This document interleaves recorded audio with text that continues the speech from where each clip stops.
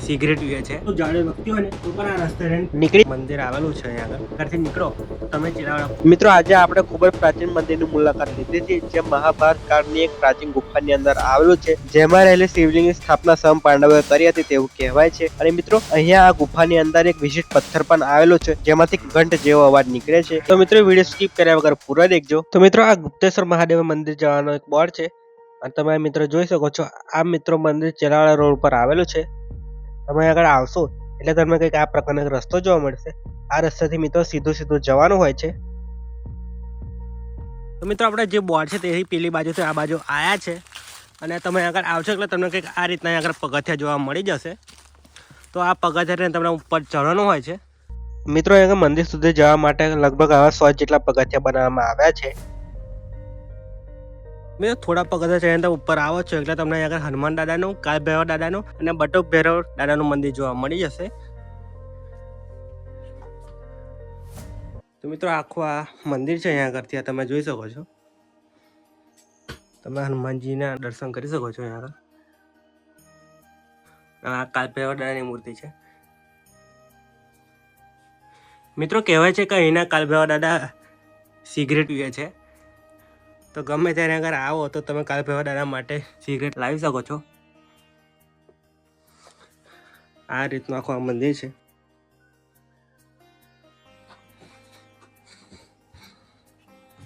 તમે આખું આ મંદિર જોઈ શકો છો તો મિત્રો જેવા તમે હનુમાન દાદાના દર્શન કરીને આગળ આવો છો એટલે તમને સામે બાજુ કંઈક આ રીતની સાંકળો રસ્તો જોવા મળે છે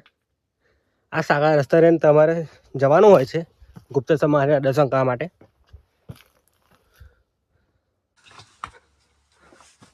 તો મિત્રો ઓલમોસ્ટ આપણે ગુફા સુધી પહોંચી ગયા છે આ તમે આ સાંકળો રસ્તો જોઈ શકો છો કહેવાય છે કે ગમે તેટલું જાડો વ્યક્તિ હોય ને તો પણ આ રેસ્ટોરન્ટ નીકળી જાય છે મિત્રો તમે આ ગુફા જોઈ શકો છો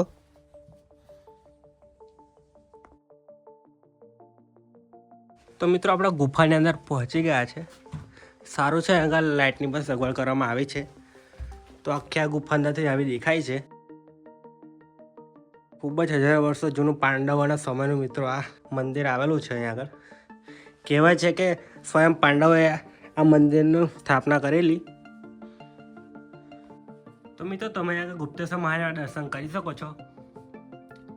કમેન્ટમાં હર હર મહાદેવ લખવાનું ભૂલતા નહીં મિત્રો આગળ તમે આ ગણેશજીના દર્શન પણ કરી શકો છો કહેવાય છે કે આ ગણેશજીની પ્રતિમા પણ હજારો વર્ષો જૂની છે આખું વ્યૂ છે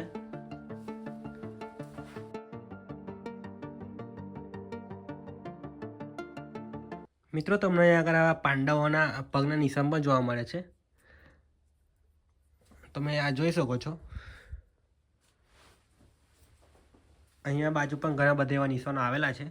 મિત્રો હું તમને જે માહિતી આપું છું આ બધી લોક વાયકા છે લોકવાયકા અનુસાર આ જે નિશાન દેખાય છે બધા એ બધા પાંડવોના સમયના છે પાંડવોના નિશાન છે તો મિત્રો અહીંયા આગળ આ પથ્થર આવેલો છે આ પથ્થર પર ઠોકો ને તો તમને કંઈક અલગ જ અવાજ આવે છે આપણે નગારા જેવો અવાજ આવે છે કંઈક આ રીતનો જો પછી અહીંયા આગળ ઠોકીશ તો અહીંયા આગળ પણ અલગ અવાજ આવશે સાંભળો મિત્રો અને અહીંયા આગળ ઠોકીશ તો આ પથ્થર જેવો અવાજ આવે છે પણ અહીંયા આગળ ઠોકીશ ને તો નગારા જેવો અવાજ આવે છે તો કહેવાય છે કે પાંડવો જ્યારે આગળ પૂજા આરતી કરતા ત્યારે આનો ઉપયોગ કરતા હતા વગાડવા માટે આ રીતે કંઈ તો મિત્રો તમે સાંભળી શકો છો કઈ રીતનો કેટલો બધો ફરક છે બે પથ્થરોના અવાજમાં અહીંયા ઠોકાય છે તો એકદમ નગારા જેવો અવાજ આવે છે સિમિલર થોડો અને અહીંયા આગળ એકદમ પથ્થર જેવો અવાજ આવે જુઓ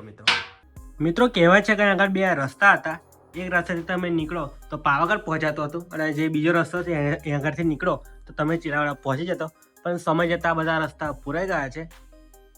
તમે દેખી શકો છો આ બાજુ પણ એક રસ્તો આવેલો છે અને એક આ રસ્તો છે અને બીજા બી અહીંયા આગળ ઘણા બધા રસ્તા આવેલા છે આગળ બાજુ જશો તો પણ સમય જતાં આ બધા પુરાઈ ગયા છે તો મિત્રો આ બધી લોકવાયકા છે કે અહીંયા આગળ રસ્તા હતા તે ચેલાવાડા જતા કે પાવાગઢ જતા તો મિત્રો આ બહારનો લુક છે આખો આ બહારનો વ્યૂ છે તમે જોઈ શકો છો આખો ડુંગરોના પથ્થરમાં જ મિત્રો આ મંદિર આવેલું છે. તમારે અગર આવવું હોય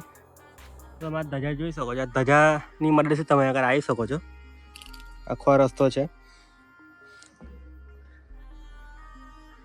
અને મિત્રો આ મંદિર ચેલાવાડાથી 8 થી 9 કિલોમીટર અને પાવાગઢથી માત્ર 15 કિલોમીટરની અંતર આવેલું છે. તો મિત્રો આ હતો આપણો આજનો વિડીયો પસંદ આવ્યો તો લાઈક અને શેર કરી દેજો. સાથે જ આ જ વિડીયો જોવા માટે આપણે યુટ્યુબ ચેનલ ચિરાગ સિંહ વ્લોગને સબસ્ક્રાઈબ પણ કરી લેજો. મળીએ એક નવા વિડીયો સાથે. હર હર મહાદેવ.